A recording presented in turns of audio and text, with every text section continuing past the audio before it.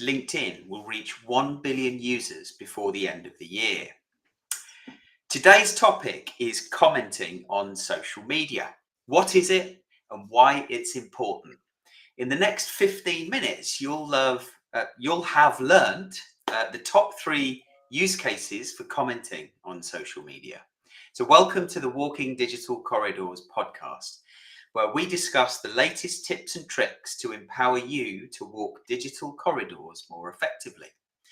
Our aim is to empower you, our listeners, to have more conversations with your target audience and develop predictability in your pipeline.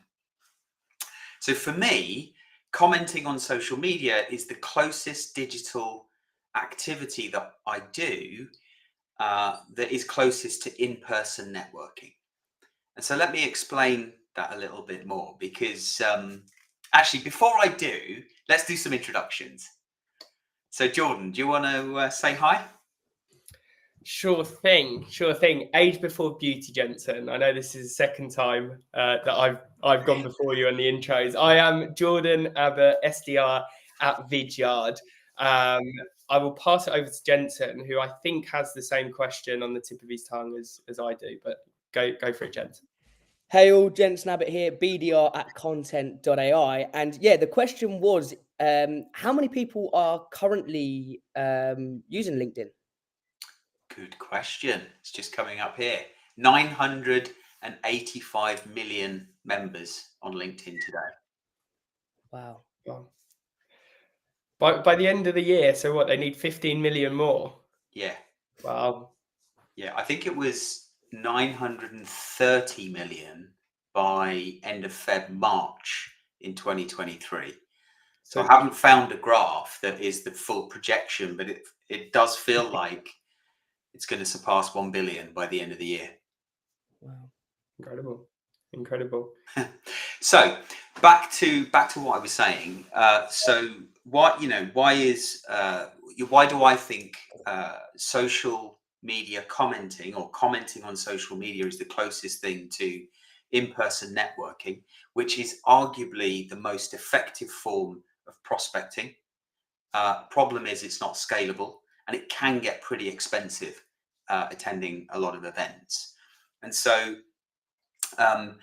if you imagine that you're at an event or you're in a networking environment, you walk into a room, you've maybe done some of your research already, you know who you want to have a chat with, you can see one or two of those people already speaking to other people today. You might walk around the room and just kind of, figure out who else is there that you want to chat to. And you'll, probably start to walk a little bit closer to the person you want to have a chat with, listen to the conversation that they're having, and wait for your moment to step in and contribute to the conversation.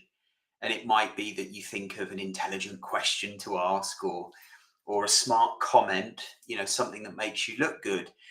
But you're waiting for that moment to insert yourself into that conversation and be part of the conversation and start to build rapport. It's exactly the same on social media. It's just that not many salespeople, from my experience, are doing it or carving out the time that they need to do it on a daily basis, weekly basis. And as you guys know, we target ourselves to get into at least 100 of these social networking conversations every week. And if we don't, we know that we're unlikely to generate the level of conversations that we want to, or build depth of relationships with people at scale. It's, for me, out of everything that you can do with regards to social selling and influence, it's certainly one of those leading indicators. Anyway, I'm doing a lot of talking now, but Jensen, what are your thoughts on this topic? I think it's key to be commenting on people's posts. It has a lot of benefits: increase your visibility, increase your kind of trusted advisor status, but also sharing your thoughts, expertise, and experiences with your network is is key to be gaining conversations with the people that you would like to talk to. What you've got to remember is you're the one who's commenting on the post you would like. So for me, I find it works a dream. For example, I kind of saw 4 posts last week. On 4 of those posts, I really kind of sat down for 10 minutes, thought of a comment, commented on that post with kind of a curious response and a question, and then using that to actually kind of get into a conversation, have a call with the individual. So it's getting them on the hook. But I know Jordan has kind of these three kind of different types of commenting, and the value that you can get from them. So I'll actually pass over to Jordan, as I'm sure everyone's dying to listen to them. Yeah, thanks, mate.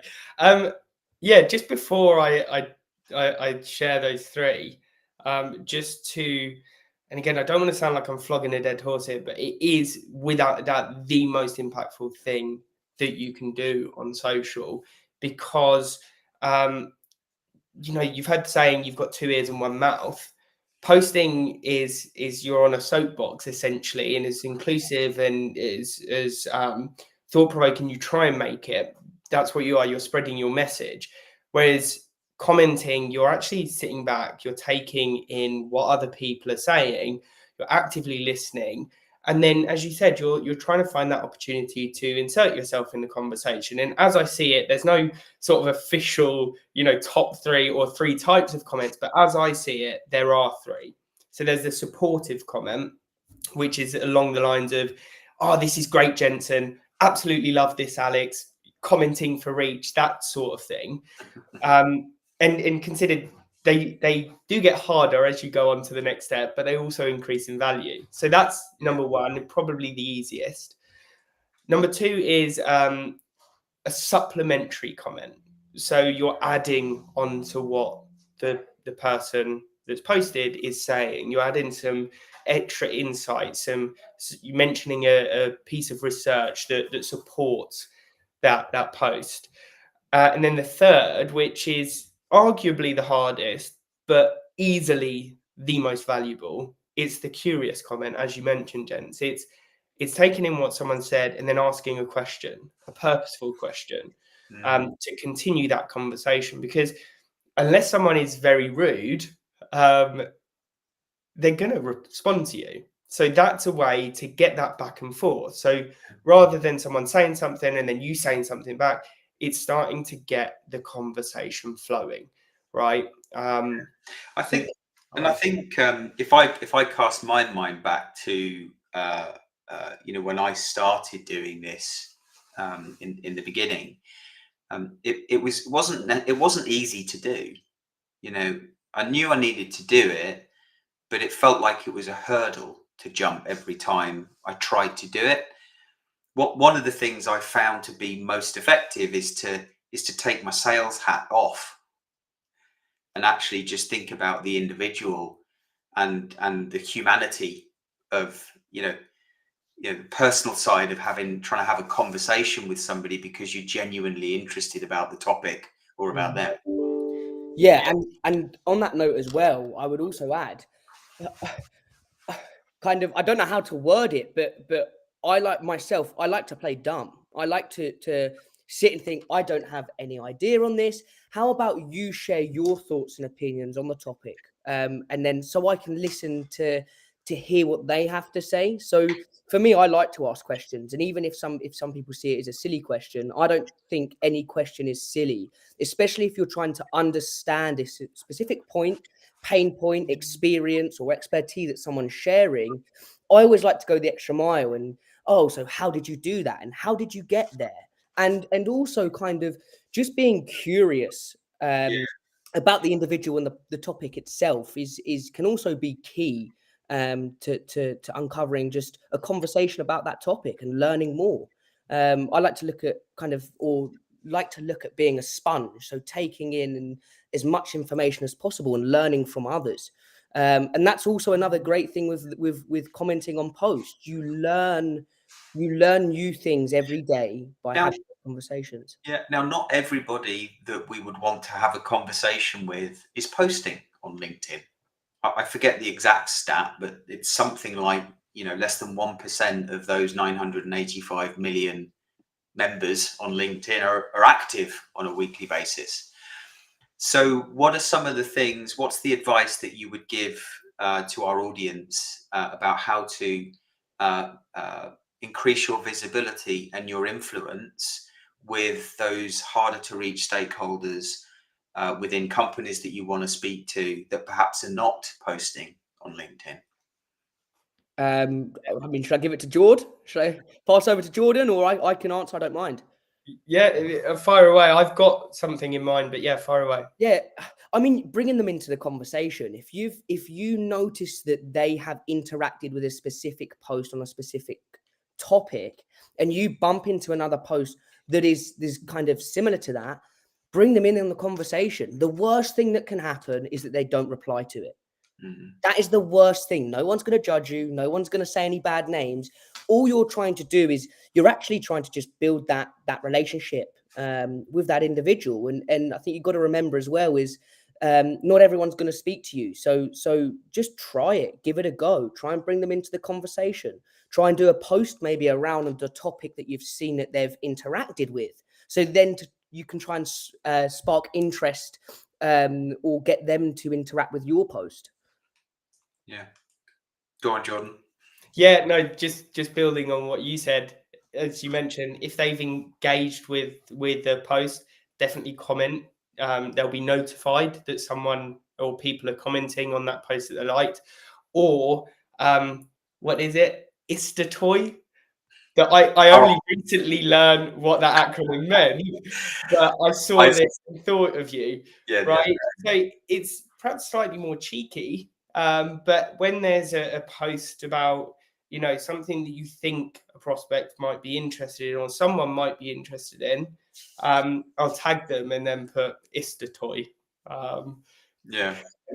Yeah. I think it's also worth noting that whilst the topic today is commenting on social media, when we think about the compounding effect of doing all of the other things that we can do on social media, if we're connecting with as many people as possible within those companies that we'd like to do business with, by commenting on either posts that other stakeholders have done within the business, or topics that we know that those people that we're not, those ideal stakeholders we're not yet connected to are interested in, the commenting in those two scenarios builds our influence within that organization, because those people that we started to connect to, not yet the ideal stakeholders, are typically well connected within that organization.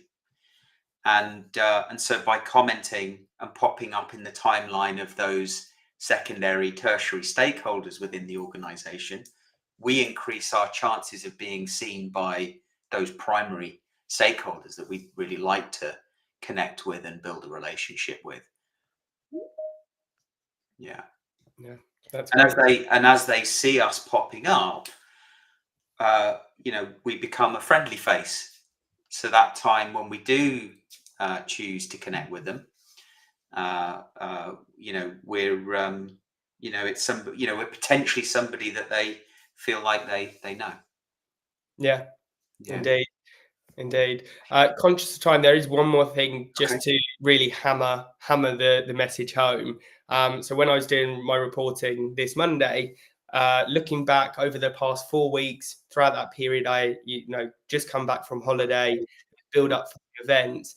And the one thing that changed within my behaviors was a lack of commenting, and my meeting booking rate suffered. I booked only half as many meetings as I typically would. So get out there and get commenting. Message. That's a really good point.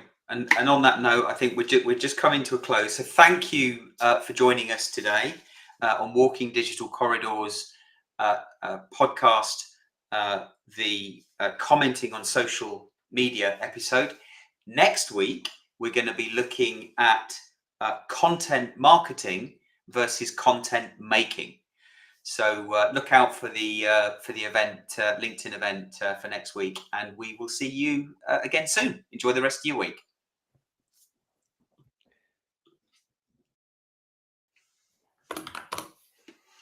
Good morning. And how are we this morning? Hopefully you're enjoying our Halloween theme. So, did you know a study from Forrester Research indicates that 1 minute of video can be equivalent to 1.8 million words, highlighting its substantial impact in conveying messages effectively. So welcome to the Walking Digital Corridors podcast this morning, where we discuss the latest tips and tricks to empower you to walk digital corridors more effectively. We aim to empower our listeners to have more conversations with their target audience and develop predictability in your pipeline. So today's topic is video in sales. So we aim by the end of this to have given you at least 3 of the best video use cases that you can apply quite literally today. So hopefully quite a practical session. So I'm your co-host, Alex Abbott, founder of Sapiro, also creator of the Conversation Operating System. And I'm going to hand over to Jordan to introduce himself. Good morning, everyone. I'm Jordan Abbott, apparently the resident video expert, Yes. seeing as though I work as an SDR at Vidyard. Apologies if I'm a bit bunged up. 'Tis the sneezing and all that. I'm fighting a bit of a cold at the minute, but yeah, glad to be here with you. What's that? Tis the season, that's a first. Yeah, someone said it on a call to me yesterday, and I loved it. So it's now part of my my vocabulary. Brilliant. And Jensen. Hi, all Jensen Abbott, BDR at content.ai, and I'll have to apologise as well because I too am also fighting a cold. But yeah, nice to be here. Cool. Glad you both made it fighting colds. Anyway, I hope you both feel better soon. So with that, as you said, Jordan, you said you're the resident video expert. I agree with you, working at Vidyard. So I suspect you will have a lot of the mic this morning. But as our resident video expert, why is video one of the best tools in our armory as salespeople? Yeah.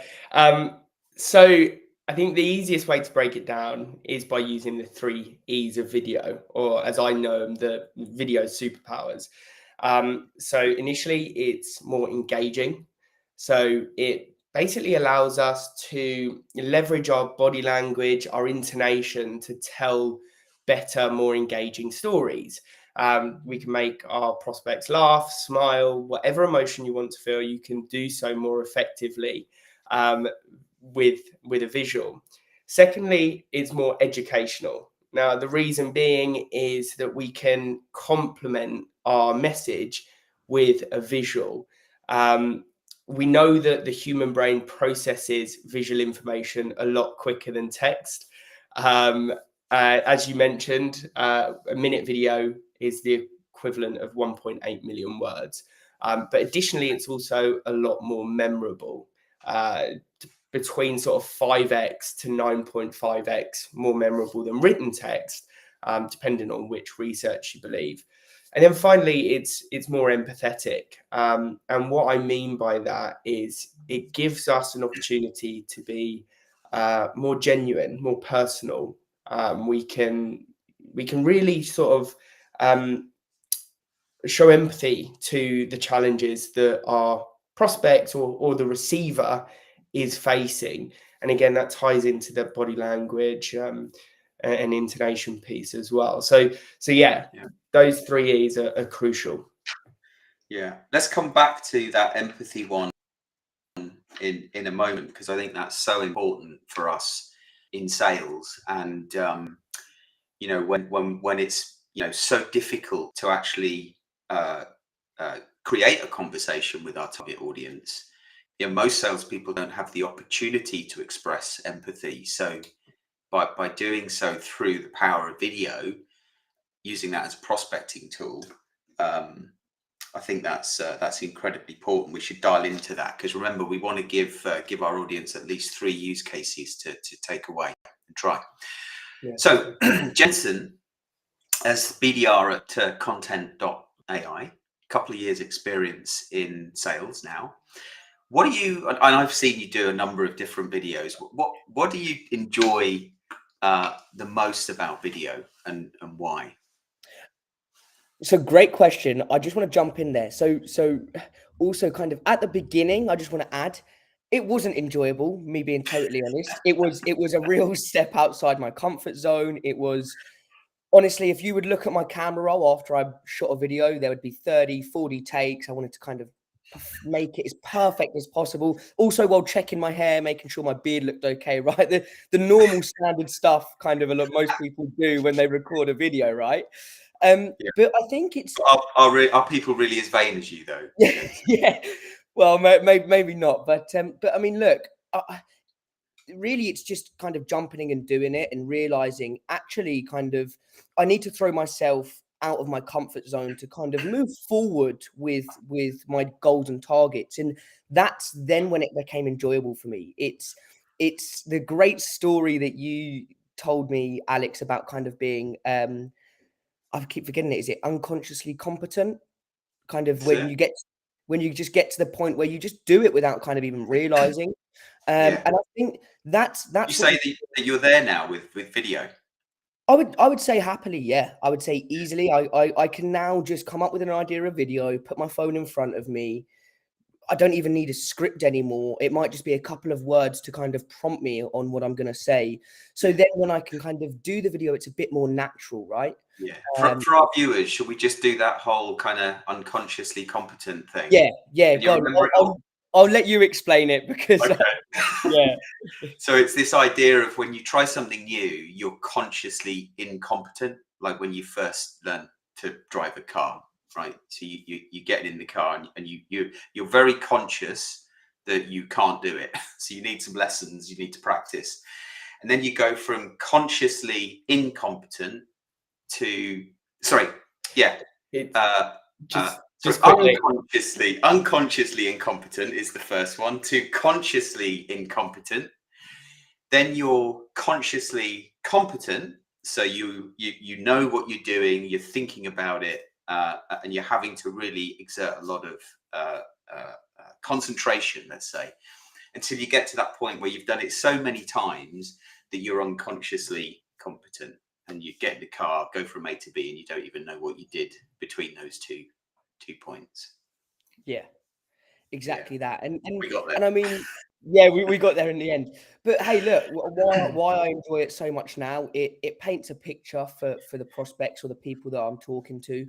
That's one thing that I kind of find annoying now. If I can't see a picture or video of someone on their LinkedIn profile, I struggle to paint a picture of who they are, how they sound, the type of language or tone that they use. Yeah. So really for me, it's there to paint a picture so people know who I am, what I look like. They can hear how I sound, so I'm not pushy, I'm not kind of moany, or I don't have this horrible voice. I'm actually very calm, Oh, empathetic. that's debatable. Yeah. But to Roland's point, though, Jensen, right? Building relationships is key in sales. Is getting full trust from a text email. Exactly. I mean, just to add on that, how disconcerting is it when you jump on a live video call with someone and they've got their camera turned off? I know. I don't know if that's just me, but it's a horrible feeling because you can't really connect, and that's what. To Rol's point, and that's what it enables you to do is connect and start to build that relationship. Sorry, James, you were saying. Oh yeah, and that's a great point, right? It's almost trying to make it seem as in person as possible, right? So you're able to build that relationship, kind of find ground with each other. So no, totally get your point, Jordan. I've had it many times where people join, and I've even said to them, "Oh, am I going to see your face today? Is that kind of on the cards?" And normally it's left with, "Oh, my camera's broken," or "I can't get Teams working," which is, I think it's just kind of the odd kind of excuse. But no, look, it's for me, it's really to kind of get a better understanding of the person, what they look like, how can I paint a picture, and really it's that side that also makes it so enjoyable for me. And like you said, Alex, kind of, I've made many videos, so's Jordan. I mean, be sure to kind of check a couple of them out. You can get some inspiration from them. So please do, if you can get some inspiration from them, use that, right? And I think that's another tip for people is don't be scared if you see a video and you like it to recreate it in your own way. Yeah, it's a good point. So we're getting some lovely comments from people in the audience today. So thank you for that. Please do keep them coming. It helps us, and it can also direct the conversation. LinkedIn user though, tis the sneezing. You're showing as LinkedIn user because of your privacy settings on LinkedIn. If you want to show yourself, just drop your name in there. We'll know it's you. We'll give you a shout out. I was wondering why you kept pulling that comment up. I was like, oh, we like that one. Yeah, dad being sad, is it, or something like that? And we haven't quite got the full Abbott family, but here's mum. I'm someone who is quite nervous in front of the camera. What advice can you give? Who wants to have a go at that one? Because I think that's a really good one. Yeah, I'm happy to jump in there. Roll. I know that you've got to jump. Please do drop me a message, and happy to have a conversation about scaling the approach for sure. So in relation to taking that first step, one of the things is trying to be yourself and have fun with it. And I know that's easier said than done, as you mentioned, Jensen. To make that first video as easy as possible, perhaps just answer a question that you've been given that you know the answer to, that you can just speak verbatim into the camera. If you are thinking about creating a slightly longer video, then have a script, use a teleprompter that will literally show you exactly what to say, and just really concentrate on that script initially, right? That will help you to remove that sort of pressure of the camera watching you. But additionally, remove all expectations from it, and just bring your whole self. And really, it's all about connection rather than perfection. We're not trying to make Hollywood films here. It's just a way to connect someone with someone, to bridge that gap between the FaceTime that you are permitted. So don't put pressure on yourself. I love that. It's connection, not perfection. So just before we kind of come to an end with 2 or 3 minutes left to go, and also trying to answer Raoul's comment here, what are the top 3 use cases for video in sales? And try and think about the scale aspect there. I don't know if, Jordan, you've got all 3. Jensen, you want to have a go at 1 or all 3? But we've only got a couple minutes left. Let Jordan fire away, and I can add in. I can add in at the end. Yeah. So I'll try and keep it quite concise. So I think the most obvious one is that video prospecting piece. Crucial to keep them between 35 to 45 seconds. After 45 seconds, we see a drop off. After that minute mark, it sort of drops off a cliff. So good morning, Alyssa, by the way. Good morning, Alyssa. Try and keep it brief. Couple of ways you can do that. Perhaps you're on their LinkedIn profile. I love to put my profile picture next, or my camera bubble next to theirs, give a little wave across to them. That's using the Vidyard application though, isn't it? Yeah. Other brands available. Okay. Yeah, because when you describe it, it's like, well, how do you do that? Yeah. Good point. In relation to that scale piece, if you are running ABM campaigns, perhaps rather than being on the individual's LinkedIn profile, you're on their website, and you're talking to a problem that that department has, or a hypothesis that you think that department is facing a challenge. So do that. Can I stop you there, George? Yeah. Would you put the third one in the meeting invitation on LinkedIn, because we're about to run out of time, and I think LinkedIn does cut us off, and I do want to say thank you to everybody for joining this morning. We do want to keep these to 15-minute bite-sized chunks so you can get on with your busy day. And if you're interested in how to comment on social, join us at 12:15 today. Have a great day, folks. Cheers, guys.